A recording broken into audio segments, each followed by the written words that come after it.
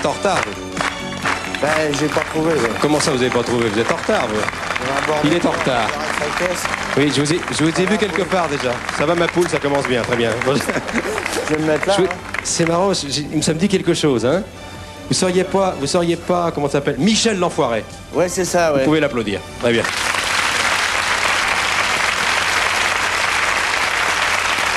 Enfoiré. Regardez. Place réservée. Bon. Magnez-vous, là.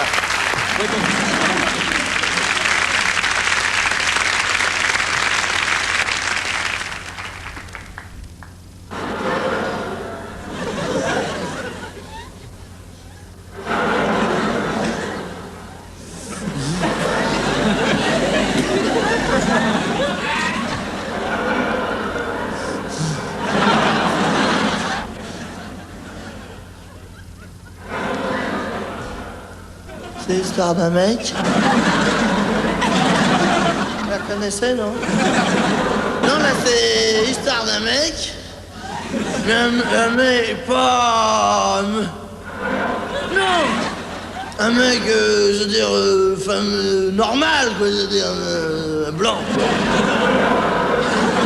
Ah oui, non, parce que tu l'es, parce que c'est pas un pays mec. Parce que quand je...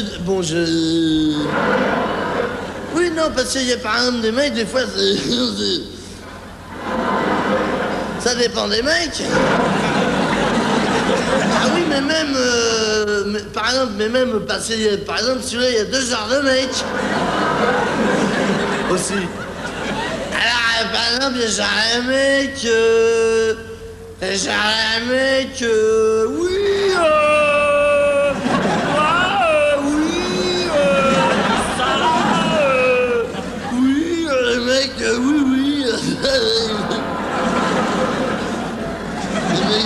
puis il y a des mecs, non. Alors on leur dit, mais quand même, des fois on est obligé. Non, non, les mecs. Et là, c'est plutôt un mec que non, le mec. Mais normal, hein, je veux dire, pas un juif. Ah oui, non, parce que parce que il y a deux genres d'histoires aussi. Ah ouais? Alors par exemple, t'as genre d'histoire, par exemple, les histoires, c'est plus rigolo quand c'est un juif. Si on n'est pas juif, hein. Ah bah oui, il faut un minimum, hein. Et puis par exemple, les histoires, ah bah, c'est plus rigolo quand c'est un belge. Si on est suisse. Ouais, et puis le contraire, si c'est un suisse qu'on est belge. Et ben, les belges et les suisses, c'est deux seules races qui se rendent pas compte qu'en fait, c'est pareil. Mais c'est normal, hein, parce que c'est à cause de la distance qui les sépare. Alors ils se disent, tu parles, bon, pareil, mais ils se disent, des mecs. Mais ils se gourent, je veux dire, c'est des mecs. Mais non, quand même. Oui.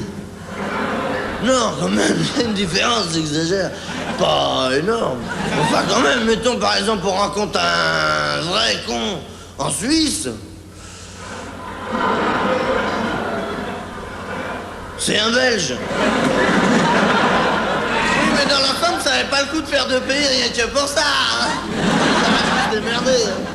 Enfin, moi, je dis ça, je m'en fous. Hein. Je suis ni belge, ni suisse, ni juif. Alors, je suis normal. Alors là, le mec, normal aussi, là, le mec. Alors, le mec... Mais si on préfère que ça soit un Suisse, je m'en fous, hein. Ah non, moi je vais pas m'engueuler avec tout le monde, hein. Non, il y a quand même moins d'étrangers que de racistes, hein, en France. Alors... Non, je veux dire, si j'ai le choix, j'aime autant m'engueuler avec les moins nombreux. Bon, alors un Suisse, oh là là, je m'en fous, oh là là. Ah, le mec... Mais en tout cas, c'est pas un noir, le mec. Non, d'abord parce qu'il n'y a aucune raison pour que ça soit toujours les mêmes qui dérouillent. Et puis deuxièmement, si c'est un noir, c'est facile. Un noir, les mecs, c'est... Les noirs, c'est... Je veux dire... Les noirs... On les appelle comme ça exprès, nous, d'ailleurs. Ah oui, non, mais ils le font pas méchamment, la plupart, hein. Parce que nous, si vous voulez, parce qu'on dit, tiens, mec, mais c'est... Bon, en fait, c'est tout petit, déjà. Puis des fois, même leurs parents, hein. Ouais, pas tous, mais enfin, la plupart, quand même, hein. Alors là, le mec, non, là, lui, normal, là.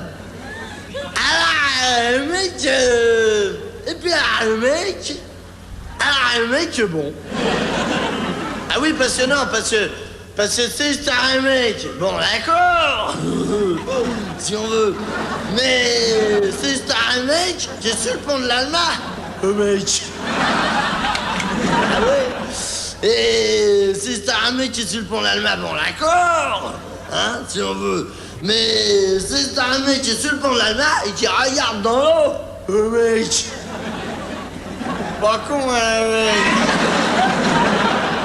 Ah ouais, parce que moi, je croyais pas, hein. Ben, j'étais voir, ben, c'est vrai.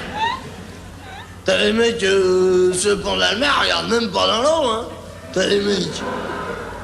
Alors, t'as les mecs qui passent tous les jours sur le pont de l'Alma, hein. Eh ben, il y aurait pas d'eau dessous. Ils passeraient quand même. C'est con parce que nous on passe sur les ponts à cause qu'il y a de l'eau dessous, hein. Ça n'irait pas faire un détour, hein. Alors après les mecs ils disent ah ben on sait pas où passe notre pognon, ils regardent pas. Alors là le mec il regarde là dans l'histoire. Alors le mec il regarde tout ça, puis alors ça intéresse tout ça. Bon. Attends parce que vous allez vous fendre la gueule. Non, je vous dirai. Non, attendez. Alors le mec, alors bon, parce que alors, le mec, bon, au bout d'une demi-heure, parce que normalement l'histoire dure une demi-heure, mais moi j'aimerais, je peux dire. Au bout d'une demi-heure, il y a un autre mec qui arrive, dis donc. Normal aussi, le mec, blanc. Il arrive, alors qu'est-ce qu'il voit le mec? Il voit un mec qui est là depuis une demi-heure, il regarde dans le mec. Pas déconner. Alors il s'amène parce que je veux dire le mec il parce qu'il y a deux mecs maintenant. Non vous prenez des notes hein, parce que je vais pas répéter hein.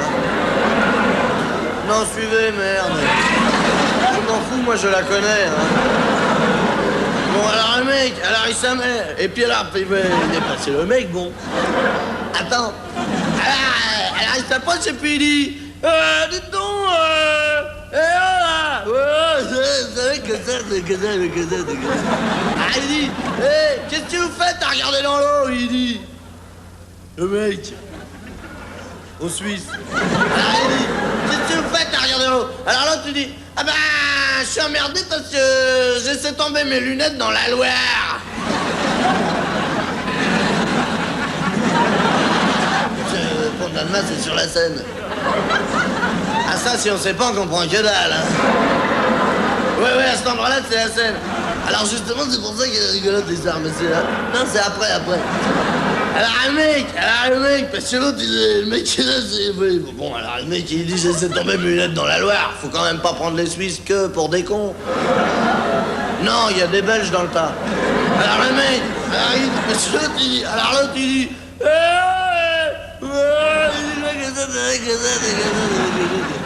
il dit, c'est pour la Loire, c'est la Seine. Elle est con, hein. Ah non, mais elle est pas finite, là. Mais déjà, comme ça, on se fend la gueule. Alors après, le mec, alors il est... Parce que l'autre, il va le mettre... Alors il dit, c'est pas là, alors l'autre, il dit... Parce que l'autre, il dit, ils ont même une... Alors l'autre, il dit... Oh, ben vous savez, moi, sans mes lunettes...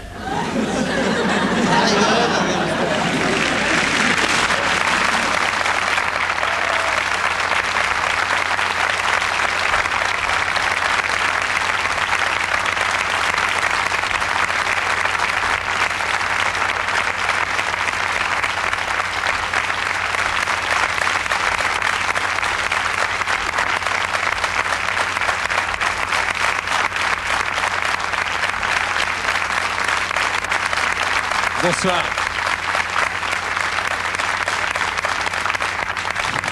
Bonsoir à tous. C'est l'histoire de ce mec qu'on va vous raconter ce soir pendant 2 heures. L'histoire d'un mec qui nous a fait rire pendant près de 15 ans, qui nous manque, surtout en ce moment à 3 mois et demi des présidentielles. Quelqu'un qui mâchait pas ses mots. Quelqu'un qui aimait à dire qu'il n'était pas un nouveau riche, mais un ancien pauvre.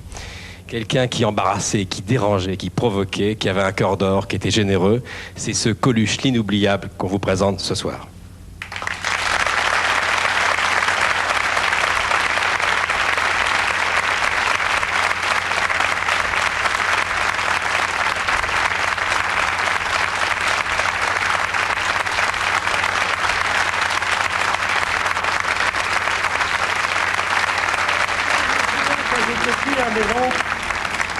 Le plus dur, c'était à la fin du mois. Surtout les 30 derniers jours. Parce que mon père, à l'époque, il travaillait à mi-temps, comme il disait. Il travaillait 12 heures par jour. Il gagnait pas beaucoup, hein, à cette époque-là, mais il y avait beaucoup de boulot. Hein. Maintenant, il gagne mieux les ouvriers, maintenant. Mais il y a peu de boulot, maintenant. C'est fini, il est chômiste, mon père. Chômiste, et c'est quand on n'a plus de travail. Ah oui, il n'a pas... Alors, il a écrit dans les administrations, je m'excuse de vous déranger pendant la sieste. Voilà, bon, j'ai fait comme on m'a dit, la guerre aux Allemands, tout ça, que maintenant, pareil qu'on est même copains avec, que je les connais pas plus qu'avant, moi, de toute façon, je m'en fous. Tout ça, j'ai fait 2 enfants, 6, bon, j'en ai eu 3, bon, alors voilà. J'ai le plus grand, j'ai le moyen, puis j'ai même le plus petit, bon, voilà. Et puis j'ai plus de travail, qu'est-ce qu'il faut que je fasse? Ils ont répondu, écrivez-nous de quoi vous avez besoin, on vous expliquera comment vous en pensez. C'est sympa, non, c'est sympa, il s'occupe bien. Et il avait proposé un boulot comme gardien de square, mais il voulait y couper un bras, il a dit non. Je sais pas, ça. Des conneries. Oh ben, on s'est démerdé, mon père, il était marrant, hein. Il était tout petit, c'était un mec marrant, il était philosophe, hein. Il disait tout le temps, hein, qu'à manger des artichauts, les artichauts, c'est un vrai plat de pauvre. C'est le seul plat que quand t'as fini de manger, t'en as plus dans ton assiette que quand t'as commencé. Ah ouais. Il était philosophe, mon père disait, c'est pas parce qu'on est pauvre qu'on est pas riche, hein. Ça dépend des pauvres. Ah oui, parce que tout le monde le charriait, était tout petit, tout ça, était marrant. Il disait tout le temps, la bonne longueur pour les jambes, c'est quand les pieds touchent bien par terre. Ah, était sympa. Il était rigolo, picolait un petit peu, mais enfin... pas plus que son père, quoi. Plutôt moins, quoi. Ça avait beaucoup augmenté le pinard, entre-temps. Il était marrant. Enfin, on a manqué beaucoup. Parce qu'avant, on avait un problème à la maison avec l'argent qu'il gagnait, mon père. C'était très peu. Après, on a eu un problème avec l'argent qu'il gagnait plus. C'était pas pire, pratiquement. C'était pas pire. Surtout, il a dépensé beaucoup, c'est parce qu'il voulait que je fasse des études. Et puis, les études, ça coûte vachement cher. Hein. Et pourtant, moi, j'étais un de ceux qui étudiait le moins. Hein. Eh ben déjà, ça coûte du pognon. Hein. Moi, j'étais à la faculté, j'avais comme professeur, j'avais le doyen, moi, qui avait plus toutes ses facultés, d'ailleurs. C'était marrant, c'était un mec qui vendait de l'intelligence, il avait pas un échantillon sur lui. C'est quand même con. Hein. C'est mon père, il voulait que je sois technocrate comme métier. Parce qu'il disait, ça au moins, on sait pas ce que c'est. C'est pas chiant, hein. Mon père, il disait, les technocrates, c'est des mecs que quand vous leur posez une question, une fois qu'ils ont fini de répondre, normalement, vous comprenez plus la question que vous avez posée. Vous voyez. Alors, il me restait 2 solutions. Voleur. Mais voleur, c'est plus un métier d'avenir maintenant avec la police qu'on a. Parce que maintenant, c'est eux qui braquent dans la rue. Alors. D'ailleurs, il a gueulé, Messrine, là. Messrine, hein, le repris de justesse. Comment il a gueulé. Il a dit maintenant, quand on braque des gens dans la rue, on est obligé de dire, il n'y a pas peur, on n'est pas de la police. C'est quand même con. Tiens, ils ont arrêté le tueur de l'Oise. C'est un gendarme. Le sort s'acharne contre eux. Ils ont fait un examen psychiatrique, il a tué 5 mecs, hein, je sais pas quoi, 5 filles d'ailleurs. Ils ont fait un examen psychiatrique, ils ont dit qu'il était normal. Il n'y a qu'à voir comment c'est les abrutis dans la police. Hein. Il est normal. Ça va bien. Tout va bien, il est normal. C'est marrant, à chaque fois qu'un flic tue un mec, c'est-à-dire toutes les semaines, à chaque fois, ils lui font un examen psychiatrique après. Et pourquoi ils le font pas avant? On serait peinards, nous, hein? On serait peinards. Bon, alors ici restait aussi le suicide. Mais le suicide, c'est une vengeance personnelle. Et comme disait mon père, si j'ai l'occasion, j'aimerais mieux mourir de mon vivant. Alors, j'ai fait comme lui, je me suis mis à picoler. L'été, je me cache, l'hiver, je me fais ramasser par les bleus. Ils m'emmènent à la campagne, dans les trucs, on est des intoxiqués, on est... Tout ça, au frais de la princesse, qui vient jamais en plus, pas emmerdante, bon. Super, l'hiver au chaud, grâce au pinard.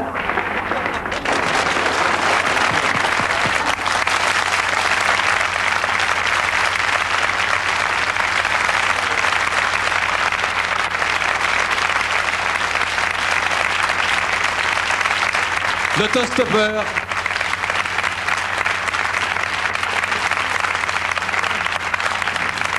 Je vous rassure tout de suite. On va retrouver sur scène Coluche plusieurs fois. Ça, c'est un des classiques. Je voudrais vous dire également que si nous avons programmé cette émission ce soir, c'est à la demande de l'équipe de Coluche, les Restaurants du Cœur, qui ont besoin d'un coup de pouce. Vous le savez, pour l'instant, ils ont de quoi assurer 10 semaines. Il manque 3 semaines. 3 semaines, 5 millions de repas, c'est 15 millions de francs. Voilà pourquoi nous allons voir à plusieurs reprises, voilà, c'est ce cycle des Restos du Cœur. Et je vous donnerai souvent cette adresse et ces numéros. Crédit Agricole, 75 515, Paris Cedex 15. Les restos continuent, sans Coluche, mais je l'entends déjà nous secouer parce qu'il trouve que c'est un petit peu lent. Il manque encore 3 semaines, 15 millions de francs. J'en reparlerai avec Jean-Michel tout à l'heure, qui s'occupe des Restos du Cœur, et à plusieurs reprises. Vous avez bien noté, cette diapositive repassera souvent au cours de cette émission. Alors, avant de parler de Coluche l'acteur, nous allons faire un survol complet de sa carrière d'acteur. On va maintenant voir des images assez extraordinaires, les débuts. Le Café de la Gare, à l'époque de la Veuve Pichard, c'était dans les années 65-66. Et puis là, il y a Devers, il y a Miu Miu, il y a Henri Guibé, il y a Romain Bouteille, et il y a Michel Colucci, qui n'a pas du tout le look qu'il a eu après. Regardez.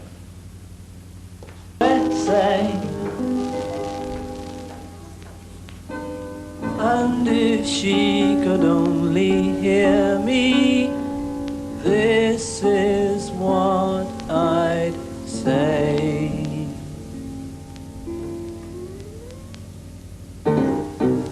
Honey pie, you are making me crazy. I'm in love but I'm lazy, so won't you please come home? Oh honey pie, my position is tragic. Come and show me the magic of your Hollywood song. You became a legend of the silver screen, and now the thought of meeting you makes me weak in the knee. Oh honey pie, you are driving me frantic. Sail across the Atlantic. Quand je serai grand, je veux être con, beaucoup plus con que mon grand-père, qui était chef de rayon et qui avait gagné la guerre. J'aurais des décorations, on dira tiens, là l'autre con, mais pour s'il y en a un qui confond, non, quand je serai grand, je veux être con.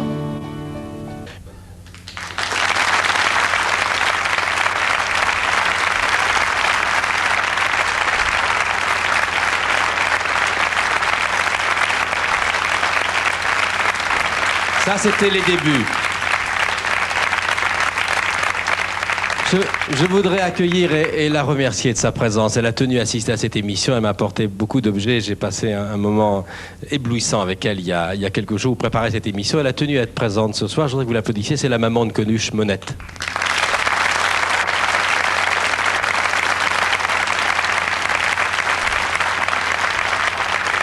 Merci, Monette.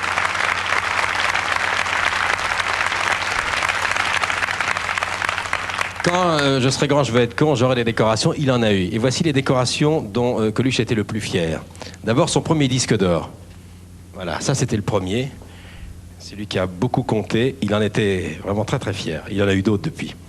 C'était pour ce disque-là, avec l'histoire d'un mec qui a commencé notre émission. Voilà, pour les collectionneurs. Ça, c'est une photo qui a beaucoup compté pour lui. Indirectement, j'y reviendrai avec Jean-Mi quand on parlera des Restos du Cœur tout à l'heure.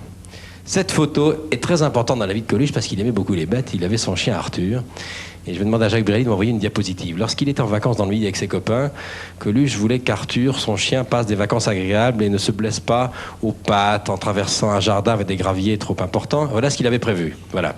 Il avait carrément tendu un tapis dans la propriété, un très long tapis, un très beau tapis pour qu'Arthur puisse marcher sans problème. Ça lui ressemble. Et puis cette photo que vous reverrez souvent au cours de cette émission, ça, c'est Ciao Pantin qui lui a valu le César, le meilleur acteur. Mais ça, j'y reviendrai plus longuement dans un instant. Alors justement, on va parler de l'acteur. Coluche a tourné dans une quinzaine de films. Il y en a que vous avez vus, d'autres pas. Il y en a qui ont été des succès, d'autres qui n'ont pas été des succès. Mais tous méritaient qu'on les cite ce soir et qu'on en voit quelques extraits. Alors, de La Cloche tibétaine, Michel Wynne pour la télévision, au Grand Bazar, avec les Charlots. Mais oui, voilà la première partie de ce montage. Et dans ce montage, regardez bien, dans le film Le Pistonnet, en 69, avec Claude Berry, il a pour parrain de cinéma Guy Bedos, qui est devenu son copain, et ils ne se sont plus quittés. Et ce film-là a tout déclenché. Bedos me racontait au téléphone, il y a encore quelques jours, qu'il était tellement fasciné par la présence de ce figurant, car Coluche n'était que figurant dans ce film avec Bouboule et quelques-uns. Il y avait Georges Géret, souvenez-vous, devant la caméra de Berry. Il était tellement fasciné par le charisme et par la présence exceptionnelle de Coluche qu'il venait même regarder les scènes de groupe des figurants, les scènes de bidas dans la cour de la caserne. Eh bien, Bedos venait le regarder, tourner. La chambre. Ah ben non, mais ça c'est les water, ça. Mais c'est grand, hein. Oui. Sur la chambre pour les enfants, on mettra des lits superposés. Ça sera souvent dérangé. La cuisine, entièrement équipée. Et même le vide ordure automatique, c'est très pratique. C'est ça dedans.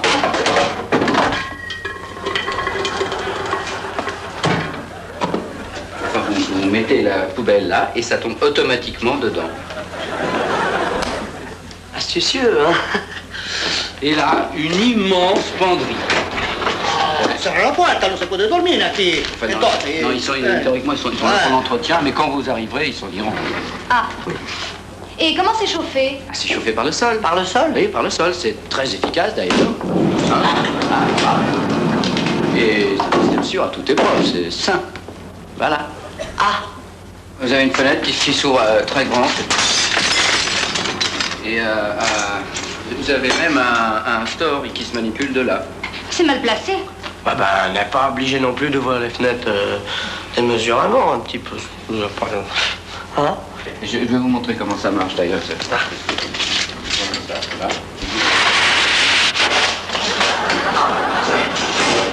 Oui. Et vous avez un jardin d'enfants. Ah oui, où ça? Eh ben, je vais vous le montrer. Il est. Il peut pas être loin, hein? Non, il est là d'ailleurs. Un jardin d'enfants au milieu d'un parking? Mais vous trouvez pas ça dangereux, vous? Ah bah non, au contraire, dans le parking, les voitures bougent pas, c'est mieux. Oui, c'est logique. C'est insonorisé. Oui, oh là là, c'est drôlement calme, vous verrez, c'est comme s'il n'y avait pas de voisins.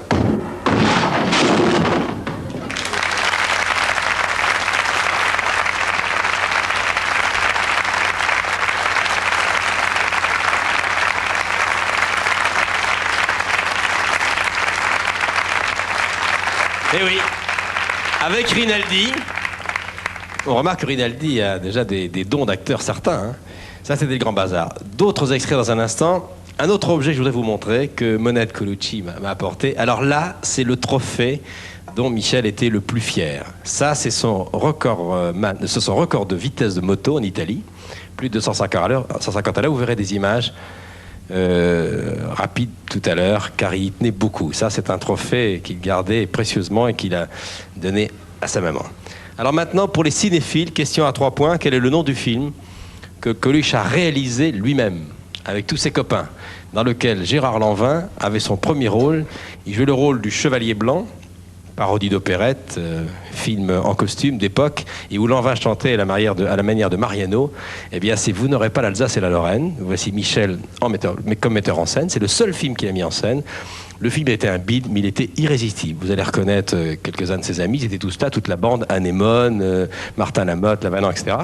Et regardez surtout les grands débuts de Gérard Lanvin, que vous apercevrez d'ailleurs un peu plus tard dans l'émission Côté de Coluche, dans ses débuts à la radio sur Europe 1, car il y a eu 2 passages à la radio et sur Europe 1 de Coluche. Et tous ses copains étaient dans ses films. Regardez Lanvin en Chevalier Blanc, chantant le Chevalier Blanc, c'est à tomber par terre. Il faudra un jour qu'une chaîne le diffuse. C'est moi, c'est le chevalier blanc. C'est lui, c'est le chevalier blanc. C'est le retour du printemps, quand les loups se raqueront. La la la la la la la la, quand les loups se raqueront. C'est le retour du printemps, car voici le chevalier blanc qui nous apporte le beau temps. Je leur apporte le beau temps.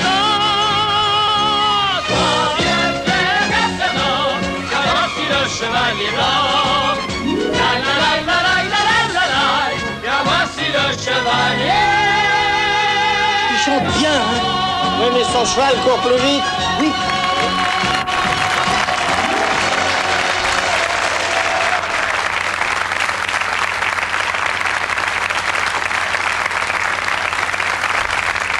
Vous n'aurez pas l'Alsace et la Lorraine. Faudra un jour qu'une chaîne de télévision diffuse ce film. Et Lanvin qui regarde cette émission ce soir, ça a dû rappeler de grands souvenirs. Maintenant, deuxième partie de la carrière de l'acteur, du roi du gag de Zidi jusqu'au César, jusqu'à Tchao Pantin. Là aussi, des grands rôles, Banzai, L'aile de la cuisse, Tchao Pantin, bien sûr, et bien d'autres. On pourrait faire une émission de 4 heures avec Coluche. Regardez. Je vous engage. Mais qu'est-ce que vous attendez pour libérer ma fille? Je veux une émission de télévision hebdomadaire. À moi, rien qu'à moi. Mais l'écoutez pas, c'est un mégalo hystérique. Je te préviens, le prochain coup, la potiche chez toi. Appelez la télé qui lui file son émission. C'est pas le mariole, hein, la télé, pas la police, hein. Mais la police, elle est déjà là, et du con. Monsieur du con.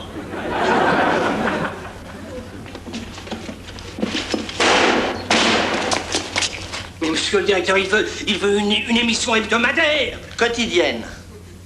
Oui, non, j'ai dit hebdomadaire, mais en fait, je me suis trompé, c'est quotidienne. Naturellement, mais il est très bien, il est très drôle. Par exemple, en ce moment, il tient ma fille au bout de son revolver. Et que la police dégage. La police. Oui, il désire que la police dégage. Bien. Attendez, ne quittez pas, oui.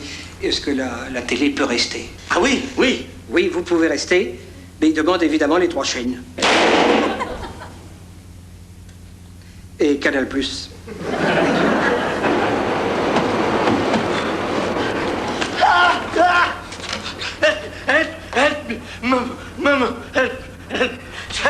I help you? Mama. Are you looking for something in Harlem? My buddy's talking to you. Don't kill him, man, please. No, please. He's a good guy. He's just a little nervous. That's enough.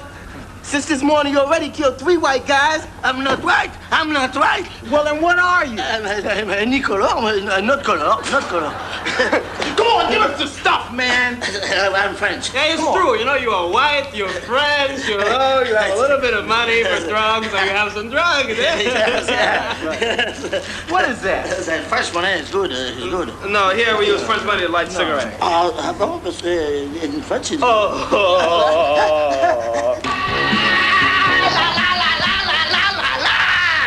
Mais attention, vous vous êtes trompé. Allez, maintenant, quoi. Oh là là là là. Alors, mais c'est le président de la République. Alors, attention, il faut le nettoyer. Ça, je m'excuse, c'est un poulet des Landes. J'en veux pas, il y a marqué poulet de Bresse, je veux un poulet de Bresse, c'est pas un poulet des Landes. Je suis connaisseur, si vous voulez. Tiens, regardez. Tiens, alors, c'est un poulet des Landes. Bon, il a ramené un autre poulet, mis le doigt dans le cul du poulet. Et il a fallu, je vais vous le dire, moi. Attendez, bougez pas, je vais vous le dire. Ah non, ça, c'est un poulet du Gers. Ah, bah écoutez, monsieur, excusez-nous, on fait pas attention, là. Vous voyez, c'est pas la même. Ah oui, en effet. Ah, vous avez raison. Oui, c'est de la merde aussi, mais c'est pas pareil, oui. Bon, alors, je vais chercher un 3e poulet, il a mis le doigt dans le cul du poulet. Il a dit, ah oui, celui-là, c'est bien un poulet de Bresse. Alors, à ce moment-là, il y a un client qui était à la salle, il s'est levé, il a baissé sa culotte. Il a dit, moi, si vous pouvez me renseigner, je suis orphelin.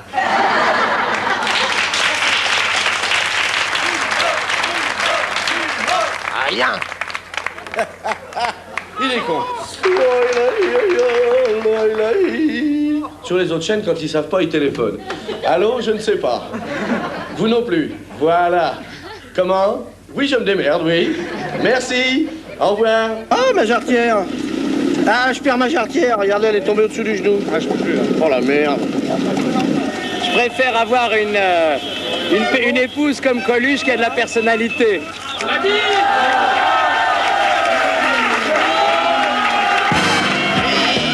Je suis Belzébuth, je suis un loup,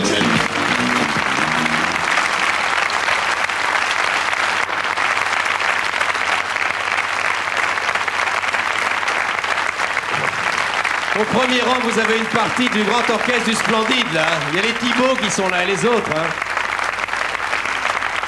Les Thibault, entre autres. Vous vous souvenez, c'était là, hein? Ah, la salsa. Il y a dans la salle beaucoup de copains de Coluche. Il y a les Thibault, il y en a d'autres que je présenterai tout à l'heure. Mais oui, Coluche, il avait remplacé Delaporte hein, pendant plusieurs mois. Il a chanté avec le Splendide. Et quand il était venu sur le plateau avec sa grappe de raisin, il n'était pas passé inaperçu. Et puis des extraits... Des images encore de Coluche à la radio, à la télévision tout à l'heure.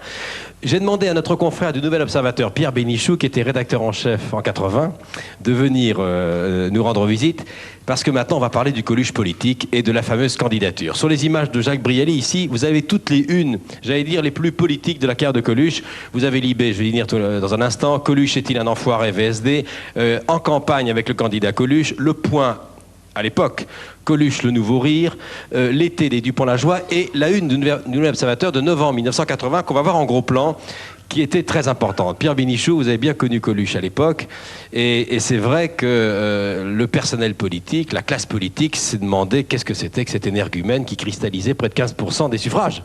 Oui, justement, c'est parce qu'on croyait que c'était une pochade, enfin quelque chose qui n'aurait pas de suite, et Coluche lui-même a commencé à y croire. Vous savez, n'importe qui y croit quand on est crédité de 5, 6, puis 10, puis 15, jusqu'à 18% d'intention de vote. Alors ça a fait beaucoup de froid dans la classe politique. Vous savez qu'à quelques mois des élections, les candidats sont assez frileux, et puis rien les enrhume. Alors cette candidature de Coluche, qui était reprise par la presse, les hommes politiques accusaient la presse d'avoir monté le phénomène, alors qu'il ne faisait qu'en parler, que reproduire une réalité. Quoi. Alors... À l'époque, vous aviez rencontré François Mitterrand. Qu'est-ce qu'il pensait du phénomène Coluche? Est-ce qu'il était surpris?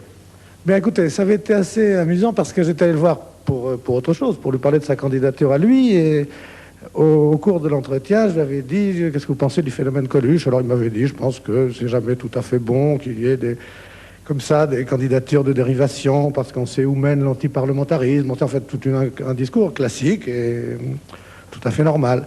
Et puis, je sais pas pourquoi, je lui ai dit à un moment, je connais très bien Coluche, c'est pas vraiment un comique comme les autres. Et alors, à ce moment-là, il a complètement changé de visage. Il m'a dit, mais enfin, mais pour qui me prenez-vous? Vous croyez que je ne sais pas qui est Coluche? Vous croyez que je ne sais pas que c'est l'héritier des surréalistes? Vous croyez que je ne sais pas la provocation, à quel point ça peut être salubre? Vous croyez que je ne vois pas à quel point il combat dans le bon sens, à quel point... Enfin, je veux dire, une sorte d'éloge de Coluche. On croyait que l'antiracisme, vous croyez que ce refus comme ça des préjugés, cette lutte contre la solennité, cette dérision perpétuelle, vous croyez que ça me laisse froid. Et puis il a fini en me disant, mais quel homme croyez-vous que je suis? Je dis, mais je crois rien du tout. M. Mitterrand connaissait parfaitement le personnage. Ah, il connaissait parfaitement le personnage. Ça ne m'en a pas tellement appris sur Coluche, parce que ce qu'il me disait, je le pensais, je le savais moi-même. Ça m'en a appris sur Mitterrand, parce que je voyais qu'il avait suivi et qu'il ne réagissait pas comme les autres, parce que les autres hommes politiques étaient absolument en foudrage de l'extrême droite à l'extrême gauche sur justement ce type qui arrivait, qui jouait dans leur précaré et qui était un danger pour eux, parce qu'il prenait du monde, comme disait... En tout cas, c'est vrai qu'à un moment donné, ça a basculé, la farce a failli mal tourner, mais regardez Coluche sur le plateau de journal télévisé, expliquer très sérieusement pourquoi il se présente. Ma candidature est très sérieuse dans la mesure où j'ai plus de chances d'avoir des voix que les autres candidats qui se présentent, quoi, tout simplement. Je prends les voix... Rire que vous vous présentez? Moi, personnellement, oui. Enfin, ça me fait rire moi, déjà, donc c'est déjà bien. Je comptais pas vous faire rire, vous, hein, avec votre situation.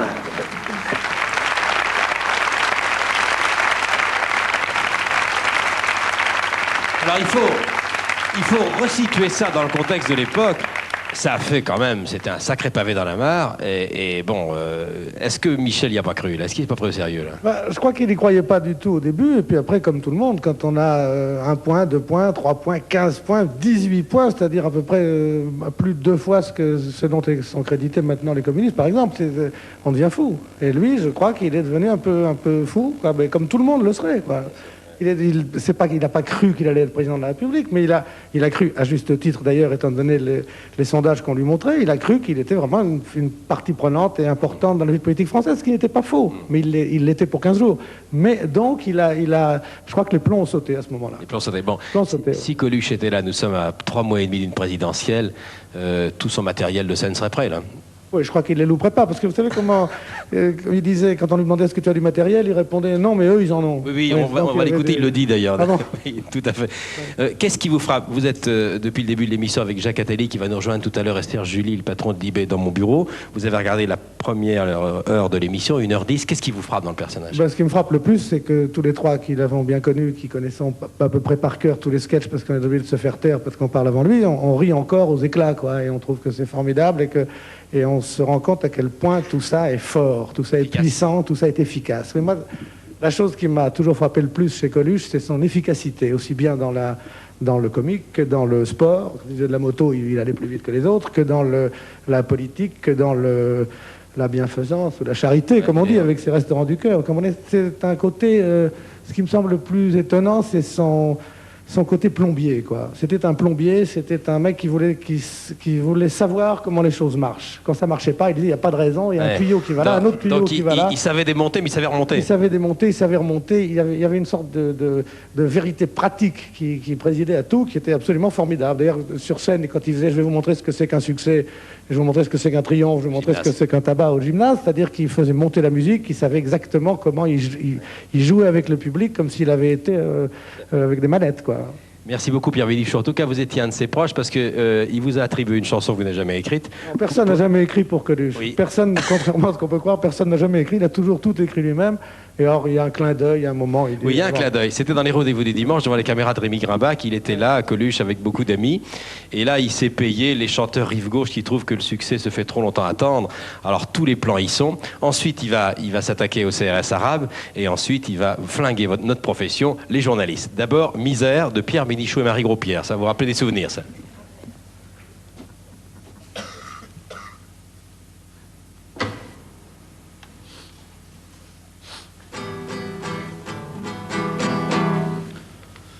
Jean-Louis Chotard et Gérard Grandjean, sur la musique de Pierre Bénichou et Marie Gros-Pierre, Misère. Un bateau qui s'en va, ce sont des choses qui arrivent. Ça marchera pas, ce truc-là. Ça marchera pas, et ben je m'en fous, je ferai pire. Si on m'emmerde à partir... Il y a donc 10 ans que je suis comédien, et juste avant, j'allais travailler en vrai, dans les usines et choses comme ça, et je me souviens bien qu'on s'emmerde beaucoup plus. Hein. Oui. Ah oui, 2 heures sur scène, c'est formidable le soir. Et à la fin, les gens applaudissent. À la fin. C'est vrai. Alors qu'il y a des tas de métiers formidables où les gens n'ont jamais une baigne. Ouais, par exemple, un mec vient de déboucher ton lavabo. Vraiment, c'est... Je m'excuse, c'est qu'il a aplati le micro, mais c'est une angoisse terrible, le lavabo. Une fois, il s'est bouché. Tu verses de l'eau, ça n'en va plus. Et le mec vient... C'est une espèce de bruit qui est un peu... Enfin, tu peux te mettre à l'écart, et juste après, c'est... Et on n'applaudit pas. Non, enfin, c'est vrai. Je crois que c'est la définition du bouffon, vous savez. Bouffon de la République, vous avez titré. Oui, parce que c'est lui qui avait dit ça une fois. Il avait dit, c'était dans le journal, dans Libération, à un moment donné, il faisait une chronique, puisqu'il a fait la presse écrite, il a fait Charlie Hebdo, évidemment, il a fait Europe numéro 1, il a fait Canal+. Enfin, il s'est beaucoup intéressé à l'information, confère ce qu'on vient de voir. Et il avait dit, il n'y a pas un seul chef d'État qui soit assez costaud aujourd'hui pour avoir un bouffon. C'est pour ça qu'on l'avait appelé le bouffon de la République, parce que je crois qu'on pourrait dire qu'une démocratie, elle se mesure à ses contre-pouvoirs, et je crois qu'il a été, lui et le Luron, les deux d'ailleurs, de formidables contre-pouvoirs, c'est-à-dire qu'il ne laissait pas dire des choses ou faire des choses. C'est vrai que les phrases qui viennent railler, qui sont souvent celles de communiqués, de dépêches, parfois même d'articles, il faut s'empêcher d'écrire ça. C'est bien qu'il y ait quelqu'un qui se moque de vous comme ça. Ça vaut pour les hommes politiques, ça vaut pour les chanteurs, ça vaut pour la télévision, ça vaut aussi pour les journalistes, évidemment. Alors, on va le retrouver là, puisque vous parliez, Serge Julie, de sa carrière à la radio. C'était un journaliste né, hein. Il suffisait de venir le voir dans sa loge au gymnase. Il travaillait tout le temps, il lisait la presse, il découpait les articles, il lisait les dépêches. C'était à la limite, c'était un téléscripteur. Si vous voulez, c'était un formidable observateur. C'est-à-dire, il suivait la société, la politique, etc. Il voyait des choses, finalement, on ne le voyait pas tous, quoi. Tout à fait. Alors, il y a eu 2 grandes périodes. Philippe, Gildas et Maryse. Philippe qui était le patron des programmes lors du dernier parcours radiophonique, Maryse qui était la complice également à l'antenne de Coluche, et puis Martial Courtois à côté qui était le réalisateur que vous avez reconnu et qui a réalisé toutes les grandes émissions avec Coluche. Je peux vous dire qu'ils en ont des souvenirs. Et puis à droite, c'est Jean-Mi qui va nous rejoindre tout à l'heure par les Restos du Cœur. Vous écriviez dans votre édito, le jour où Coluche nous a quittés brutalement, vous dites cette mort si conne, cette énorme connerie, écriviez-vous. Vous avez dit la question d'aimer ou de ne pas aimer Coluche, c'est pas plus d'actualité hier qu'aujourd'hui. Non, je crois pas. D'ailleurs, je crois que la question s'est pas posée comme ça. Vous vous rappelez que même il y avait eu des formidables campagnes, y compris contre lui. Vous en avez parlé tout à l'heure, mais y compris on l'avait traité de la bruyère des Vespasiennes, la culture chien-lit. Enfin, il y en a eu beaucoup à son endroit. Je crois qu'aujourd'hui, tout le monde s'aperçoit à la fois la trace qu'il a laissée, une trace positive. Vous parliez de Philippe Gildas sur Canal+, il y a les nuls. Les nuls sont en train de transformer beaucoup nos journaux télévisés. Tout à fait. Et je crois qu'il n'y aurait pas les nuls sans Coluche, sans ce traitement de l'information qu'il avait apporté. Et finalement, il y a à la fois une trace et à la fois on pense à lui chaque fois qu'il y a une campagne électorale maintenant. Parce qu'on se dit... finalement, il amenait la bonne dose de dérision pour qu'on ne se prenne pas trop au sérieux, tous, y compris les hommes politiques, qui ne se prennent pas trop au sérieux. Et lui et le Luron, qui formaient un couple, pas simplement dans un gag, mais qui formaient un couple pour une époque, je crois qu'ils sont absents tous les deux. On dit toujours les cimetières sont pleins de gens irremplaçables, mais en l'occurrence, personne ne les a remplacés, quoi. Puisque vous avez parlé de Thierry et de Coluche, d'associer tous les deux, est-ce qu'on peut dire que l'un était de droite et l'autre de gauche ? Moi, je dirais pas ça comme ça. Je dirais qu'il faisait je dirais que ce sont les deux hommes qui ont vraisemblablement eu le plus d'importance, enfin, parmi les hommes qui ont eu le plus d'importance sur la vie politique française. C'est-à-dire qu'ils ont été une sorte de... ils ont obligé les hommes politiques à se regarder autrement. Parce que quand il y avait le Luron, je regardais aujourd'hui, il y avait une rétrospective Chirac. À un moment donné, j'ai cru que c'était le Luron qui passait. Et c'était pas le Luron, c'était une vraie photo de Chirac. Mais finalement, on avait pris l'habitude que c'était tellement fort ce que faisait le Luron d'un côté, mais ce que faisait Coluche de l'autre, que par moments c'était plus vrai que ce que disaient les hommes politiques. Et c'était, je crois que ça les aidait à garder une certaine distance avec eux-mêmes. Cette distance, elle manque un peu aujourd'hui. Merci Serge Julie. On va maintenant retrouver Coluche avec ses passions, sa famille, les copains, et puis sa philosophie de la vie, car il disait, moi je ne veux pas faire de vieux os sur scène, moi j'ai envie d'aller au soleil, les doigts de pied en éventail. Sa première passion, sa grande passion, c'était aussi les sports mécaniques. Regardez. Et ce sera tout. Merci beaucoup, merci. On y va les garçons?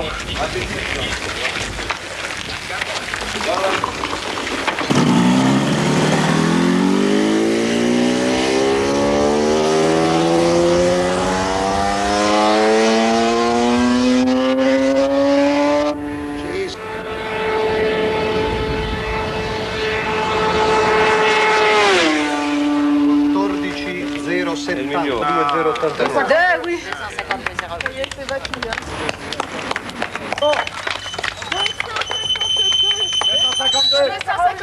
La première fois que vous avez présenté celui qui est devenu votre époux à votre famille. Oh. Racontez-moi ça, j'aurais voulu derrière la porte. Moi, j'étais pas là, alors je peux pas vous dire. Hein? Un franc succès. Un franc succès Oui. J'étais gros comme ça dans mes pompes. Selon l'expression, il n'avait pas beaucoup de bagages. Oui, je savais pas où les poser, surtout. Expression que je connais bien. Oui. Il est arrivé comme ça? Il est arrivé à peu près comme ça, en salopette. Genre saltimbanque. Avec un t-shirt jaune. Et c'était pas exactement celui qu'on attendait. Et votre père vous a demandé qu'est-ce qu'il a fait comme étude? Voilà, c'est ça. Il était à Montrouge. Et quels étaient ses revenus et ce que je comptais en faire. J'avais déjà des parties, mais des revenus. Et puis, comme il n'y avait pas beaucoup de réponses à donner à tout ça, je suis partie très vite avec. Ouais. On a essayé ensuite de rétablir les liens. Il s'est acheté un froid pendant les mois très net, oui. Je m'excuse de vous avoir fait venir pour entendre raconter notre vie. Je veux pas faire le métier 20 ans. Moi. Parce que, je sais pas, on disait toujours... c'était formidable, Edith Piaf a chanté jusqu'à sa mort, tout ça, moi je veux pas personnellement. Personnellement, ça m'intéresse pas, moi. Je préférerais... moi, j'ai une mentalité d'escroc, un petit peu. C'est-à-dire que là, j'ai du succès et puis de l'argent, donc. Et puis, alors, je me dis que, dans le fond, il n'y a pas de raison valable pour que ça dure. Et donc, j'essaye de préparer une espèce de fuite. Votre reconversion, vous la voyez comment? Ah ben, c'était avec les doigts de pied le plus écartés possible et du soleil pour passer, parce que c'est jamais bronzé entre les doigts de pied. Vous avez remarqué ça?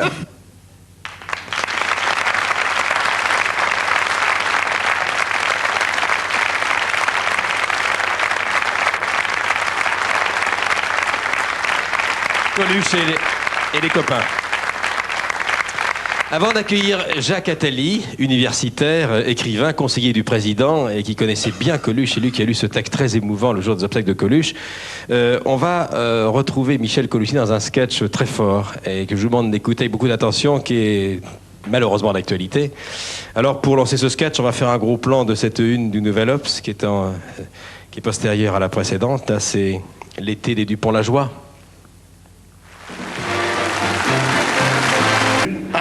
Parce que moi, je fais pas de politique, mais je vais vous dire, la France comme c'est là, eh ben, c'est pas plus mal que si c'était pire.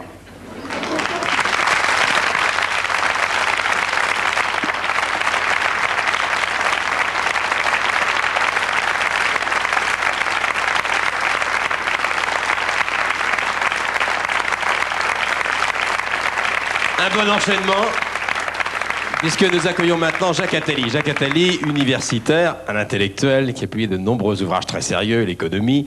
Et vous êtes le conseiller du président Mitterrand et vous étiez l'ami intime de Coluche depuis 10 ans. On va vous retrouver d'ailleurs le jour des obsèques où vous avez prononcé ce texte tout à fait exceptionnel. Moi, j'aimerais d'abord savoir, est-ce que Coluche avait lu vos livres? Est-ce que La Nouvelle Économie Française, Les Trois Mondes, L'Histoire de la Propriété, il avait lu ça? En tout cas, il le disait. Mais Michel était quelqu'un qui s'intéressait à tout et qui lisait beaucoup. C'était pas un intellectuel au sens classique du mot, mais c'était quelqu'un qui avait une curiosité, une faim de savoir, une envie de connaître absolument insatiable. On a vu tout à l'heure, on a dit qu'il lisait des journaux de toutes sortes de choses, mais il lisait beaucoup pour comprendre.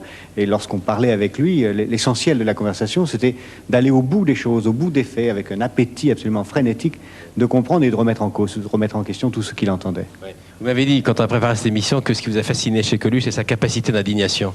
Oui, c'est une des choses qui étaient les plus étonnantes chez lui, c'était cette capacité permanente de remettre en cause, de déranger l'autre, d'essayer de comprendre, de ne jamais considérer comme acquis quoi que ce soit, et d'avoir toujours, dans quelque sujet que ce soit, le sentiment que pouvait se cacher derrière ce que l'autre disait, un parti pris, un souci d'imposer un pouvoir ou d'imposer quelque chose qui ne soit pas tout à fait sincère. Il avait une passion absolue de la sincérité, une haine du mensonge qui était assez fascinante, je trouve. Racontez-moi quand il vous a demandé de visiter l'Élysée et lorsqu'il a été invité pour la première fois grâce à vous à la table du président. Oh, il a été invité par le président lui-même, non pas par moi, mais la première fois qu'il est rentré, il a dit aux huissiers à Chênes, ne vous inquiétez pas, je visite parce que je changerai sans doute la place de la salle de bain. Oui. Et puis, à un autre moment, il a croisé des ouvriers qui étaient sur une échelle et il s'est approché d'eux, qu'il avait reconnus naturellement, et il leur a serré la main. Et quelqu'un qui s'étonnait de ça, il a dit assez gravement, d'ailleurs, je me souviens bien, posant sa main sur l'épaule de celui qui s'étonnait. Qui était invité également à déjeuner ce jour-là. Tu sais, toi, quand tu viens à mon spectacle, tu es invité, mais eux, ils payent leur place. Oui, ils payent. À la suite d'un déjeuner à l'Élysée, dans l'Observateur, il avait donc répondu aux questions d'un confrère et il avait donné la définition de la vulgarité. Parce qu'on disait, il est vulgaire. Il disait, non, grossier, mais jamais vulgaire. Et il avait dit, je crois, vous allez me dire si c'est vrai, car je crois que vous étiez témoin de cette scène, que la vulgarité pour Coluche, c'est d'être un chanteur à la mode, d'être invité à déjeuner à la table du chef de l'État et de lui parler de ses problèmes fiscaux au moment du café. J'ai lu ça, en effet. Oui. Donc c'est authentique. J'ai lu ça. Bon, maintenant parlons des Restos du Cœur, de la générosité de Coluche. Si je peux revenir là-dessus, non pas sur cette anecdote elle-même, mais c'est vrai que Michel était, je le dis, peut-être que je vais choquer en disant ça, tout sauf vulgaire.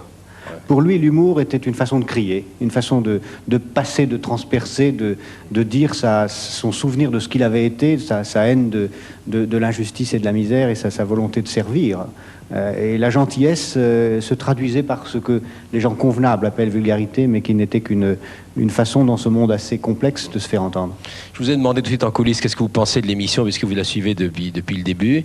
Vous m'avez dit, je crois qu'elle est fidèle au personnage, mais il faut ajouter qu'il y avait quelque chose de désespéré chez lui, qu'on ne peut pas montrer en image. Non, parce qu'il n'y a pas d'image de ça. Mais il y avait un très grand pessimisme en même temps qu'une volonté de ne pas se laisser aller dans le pessimisme. Sentiment que peut-être que les hommes étaient pas forcément toujours bons, pas forcément toujours sincères, mais qu'il fallait à tout prix essayer de faire quelque chose, au moins pour être soi-même digne de l'image qu'il avait lui-même. Alors Jacques Attali, c'est pas par hasard si j'ai mis derrière vous une grande photo des Restos du Cœur, car les Restos du Cœur, vous êtes trouvés sur la route de cette grande aventure.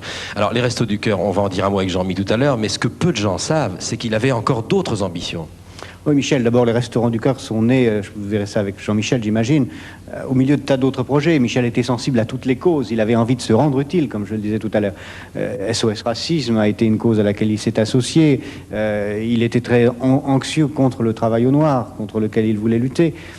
L'Éthiopie l'a beaucoup sensibilisé avec d'autres chanteurs qui étaient ses amis, de même avec Daniel Balavoine, qui était un de ses amis très intimes et avec lequel il avait envie de lutter sur les problèmes du Sahel. Et puis, après, les Restaurants du Cœur, naturellement, ça ne lui suffisait plus.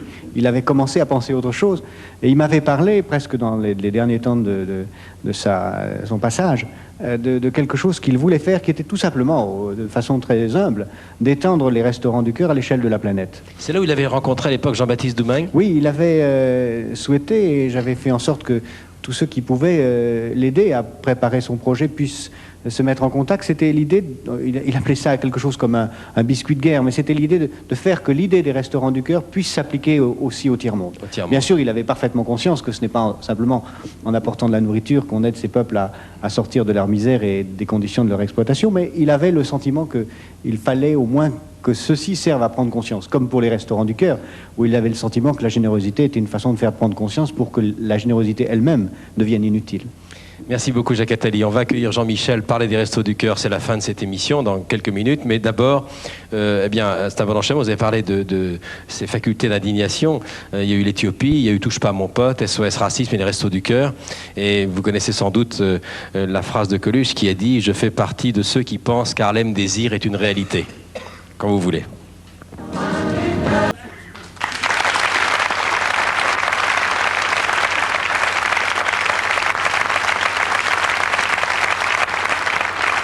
Voilà.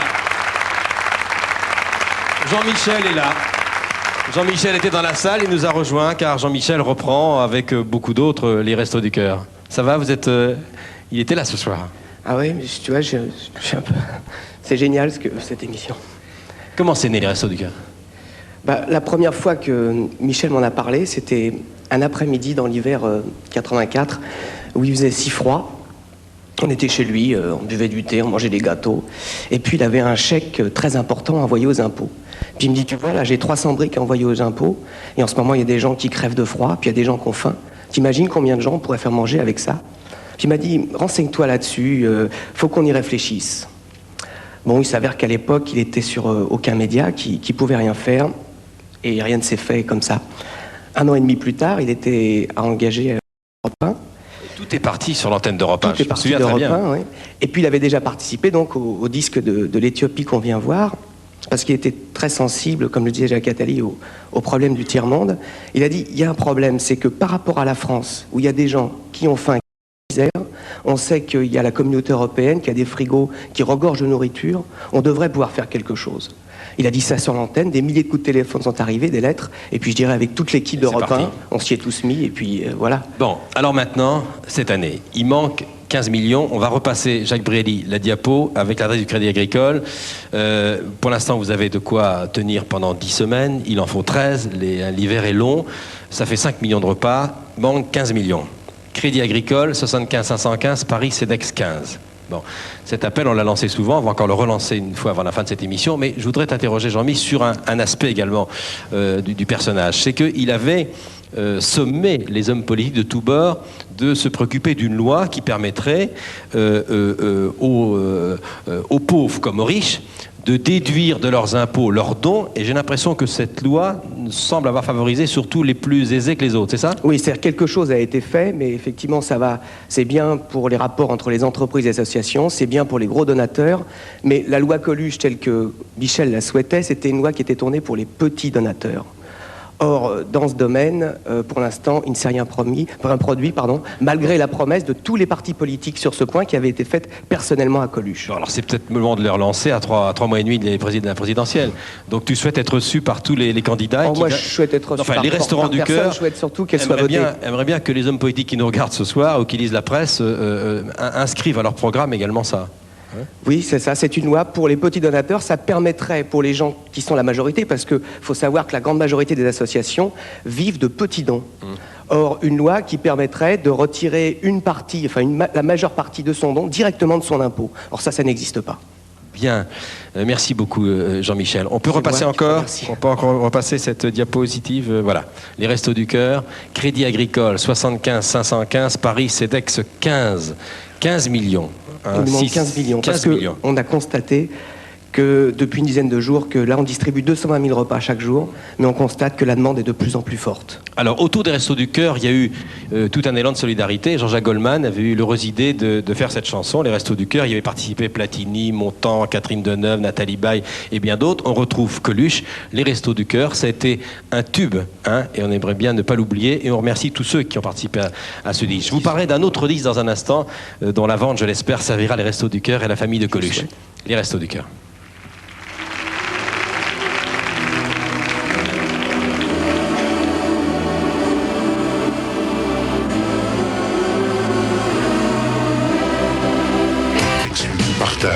Si nous pensons à vous, c'est en fait égoïste. Demain, nos noms peut-être grossiront la liste.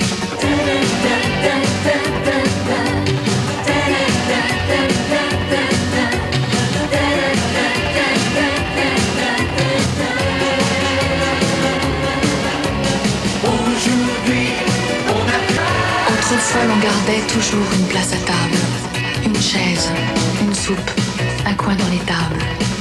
Aujourd'hui, dépassé de chacun pour soi. Quand je pense à toi, je pense à moi. Je te demandais pas le grand soir, mais juste à manger et à boire. Un peu de pain et de chaleur dans les restos du cœur. Aujourd'hui, on n'a plus le droit ni d'avoir faim ni d'avoir froid. J'ai pas de solution pour te changer la vie. Mais si je peux t'aider quelques heures, allons-y. Y a bien d'autres misères, trop pour un inventaire. Mais ça se passe ici et aujourd'hui. Aujourd'hui, on a pas le droit ni d'avoir aujourd'hui, nos paupières, les portes sont closes. dépassé de chacun pour toi. Les autres sont toujours en danger. Je ne promets pas le grand soir, mais juste à manger et à boire. Un peu de pain et de chaleur dans les restos du cœur. Je déteste les motos. Je déteste les motos. Vraiment. Et lui, il les aimait. Oui, mais moi je les déteste ce soir, plus que jamais. Toute ta vie, tu as lutté à ta manière, en souvenir de tes débuts, contre la bêtise et la mesquinerie, le conformisme et l'égoïsme, l'avidité et l'arrivisme. Et tu nous disais, avec ta pudeur et tes pirouettes, que le souvenir des autres était la seule façon de ne pas s'oublier soi-même. On va pas se quitter sur ces mots.